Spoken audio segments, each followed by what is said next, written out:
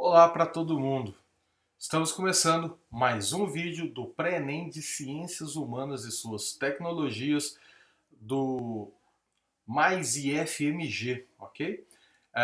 Eu sou o Douglas Biagio Puglia, professor de História de vocês nesse curso. Bem, o nosso vídeo de número 4, ele vai tratar sobre renascimento cultural e principalmente o impacto da ciência sobre o impacto do renascimento cultural sobre a ciência, ok? Então é um período de muita transformação em alguns lugares da Europa e é muito importante a gente perceber como esse período ele vai acabar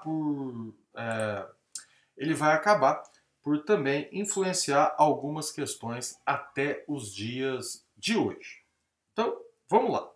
Gente, quando a gente fala de renascimento cultural, nós temos que ter alguns cuidados. Então, vamos lá. Do ponto de vista histórico, vamos situá-lo no tempo, o renascimento cultural vai ser um fenômeno que vai ocorrer na Europa, né, mais especificamente com um grande destaque na Itália, certo? Principalmente ali no final do século XV, início do século XVI. Apesar de ser um fenômeno, que eu falei, que vai ocorrer em alguns locais, a gente tem que perceber e a gente tem que entender que não significa um fenômeno que tomou conta de toda a Europa de uma única vez. Só que ele acaba ganhando destaque porque ele representa uma grande quebra, uma inflexão ao que até então era praticado, ao que até então acontecia, principalmente quando a gente pensa o período medieval, certo? O renascimento cultural, portanto, ele vai ser um momento de transformação na Europa, principalmente transformação no sentido de mentalidade, de cultura, de como as pessoas pensavam. Bem, então vamos lá. Pensar o renascimento cultural é pensar a questão do homem. Aí o homem eu estou falando enquanto espécie, certo? Por quê? Fazendo essa comparação com o período medieval ele é um período extremamente religioso, para tanto que se usa o termo teocentrismo, ou seja, Deus no centro de tudo. Então tudo passava pela figura de Deus, né? Então, por que choveu? Por que aconteceu esse fenômeno natural? Tal? Sempre era porque Deus quis, sempre porque era um desígnio de Deus. O renascimento cultural, ele começa a quebrar um pouco com isso. Daí que vem o termo antropocentrismo, que é o quê? O homem no centro das coisas. Esse antropocentrismo, ele vai significar basicamente que uma valorização do ser humano. Seria que os homens se colocando como no centro das ações, ele se colocando como protagonista. Não significa mais que eles estariam à mercê, né, de uma entidade ou que todas as explicações têm que vir a partir de Deus. Não. Significa que esse homem passa a ser protagonista, que ele pode fazer as coisas, que ele pode compreender as coisas. E aqui é um ponto muito importante. Dito isso, talvez possa até passar a ideia que esse período, então, nós vamos ter uma série de pessoas que são contra a religião, que são contra Deus, são ateus. Não é nada disso.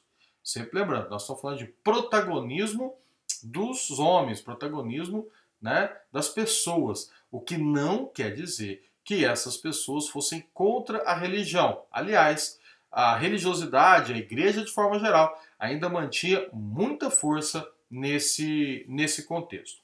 Bem, dito isso, uma característica importantíssima do renascimento cultural vai ser justamente o humanismo. Ou seja, é essa valorização, essa autovalorização que eu acabei de comentar, vai ficar conhecido como humanismo, né? Que é o ser humano se colocando como protagonista e se colocando como o verdadeiro agente das coisas. Por agente das coisas, e aí isso já nos leva um pouco ao segundo conceito aqui, que é o de racionalismo, que é outra característica desse período. Bem, por racionalismo significa o quê? As pessoas querem começar a compreender como as coisas acontecem, certo? E aí tem uma diferença muito grande a gente tentar entender e entender de fato. Não significa que as pessoas começaram a descobrir tudo, que toda a ciência foi descoberta nesse período e que tudo, né, vai ser descoberto. Não. Na verdade, até eles se equivocaram em muitas e muitas coisas. Mas o mais importante é a tentativa, é o ato de compreender, ou seja, o ato de racionalizar. Então, se eu vejo um determinado fenômeno, eu não vou atribuir esse determinado fenômeno a um elemento divino que intercedeu ali. Mas vamos buscar ter uma explicação racional para aquele fenômeno, para aquele acontecimento. Certo? Então, humanismo, racionalismo, o antropocentrismo, né, essa dicotomia antropocentrismo e teocentrismo, ou seja, o homem no centro das coisas e Deus no centro das coisas, como vai havendo uma migração, vamos dizer assim. Né? Isso vai ser importantíssimo para a gente conhecer e para a gente entender melhor esse renascimento cultural. Além disso, nós temos que buscar que algumas bases, alguns pontos do pensamento científico que vão ser desenvolvidos depois começam a nascer a partir do renascimento cultural, certo? E aí tem 3 pontos sobre esse pensamento científico, esse desenvolvimento dessa cientificidade, que são importantes a gente destacar. Primeiro, explicações racionais, que é basicamente o que eu estava falando sobre o racionalismo. Então, quando você vê um determinado fenômeno, quando você vê alguma coisa acontecendo, não significa que você tenha que adotar uma visão dogmática ou uma explicação sem sentido. Você tem que buscar compreender racionalmente como aquelas coisas aconteceram. Além disso, vale também falar sobre o empirismo, né? O empirismo, gente, é muito a ideia da observação, aquilo que é empírico, aquilo que é perceptível pelas pessoas. Um exemplo, se você ferve água até 100 graus Celsius, essa água começa a sair do seu estado líquido e passar para o seu estado gasoso, né?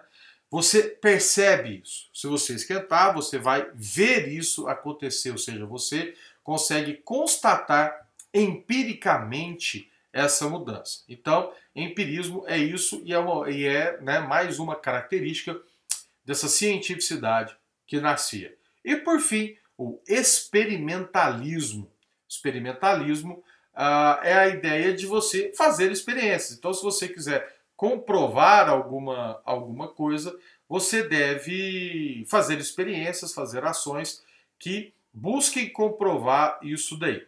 Certo? Então, esses 3 elementos, eles vão ser fundamentais dentro desse pensamento científico.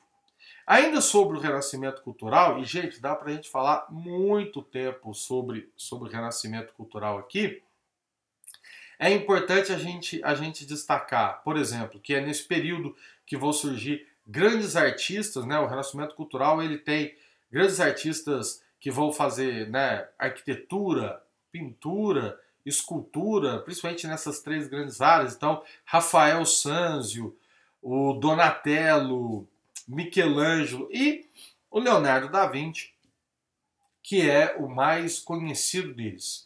Aliás, uma curiosidade, muito mais que uma curiosidade, uma característica importante desse período é como a ciência e a arte andavam lado a lado. Então, quando você vê um quadro ou uma escultura dessas pessoas que eu acabei de dizer, aquilo ali não se trata tão somente de uma obra de arte, mas também há todo um ato de pesquisa, né, para você fazer uma perfeição num quadro como aquele, ou de uma escultura como aquela, significa você ter um conhecimento de anatomia muito grande. Então também a ciência e a cultura andavam lado a lado naquele período. Né? Então, quando você pega um Leonardo da Vinci, e Leonardo da Vinci ainda ele vai ter né, uma relação com as questões científicas muito forte, você vai perceber claramente que há uma relação entre essa ciência e essa arte que era feita por eles. Certo? Bem, assim nós vamos terminando o nosso quarto vídeo da nossa disciplina. Novamente, espero que vocês tenham gostado. Assistam os outros vídeos, façam os exercícios, leiam o nosso material e o material de apoio que nós estamos propondo e até a nossa próxima aula.